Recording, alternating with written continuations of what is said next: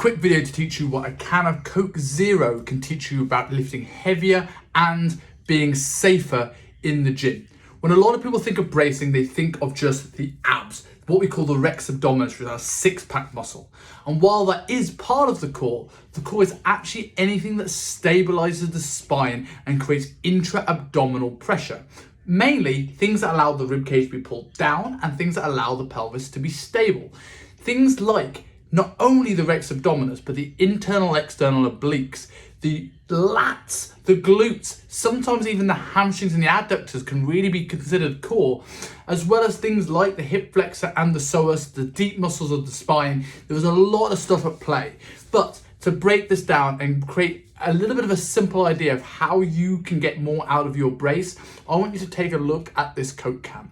You've got this Coke can here. We have a ring pull at the top, which is sealed, and we have a bottom here without any holes in the bottom. Imagine this bit at the top is like the muscles that allow us to pull the rib cage down. We're going to be looking at things like your TVA, your obliques, your diaphragm, your abs, all here that seal the top of this rib cage.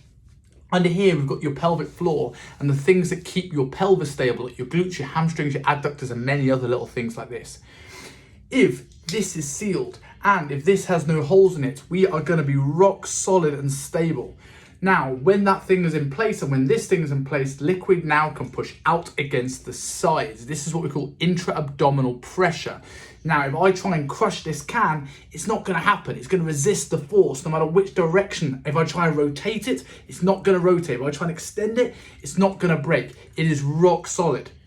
If I take this can here though, with the ring pull open, this is like someone having a big flared rib cage. If I poked a hole in the bottom of this can, that'd be like someone having an unstable pelvis.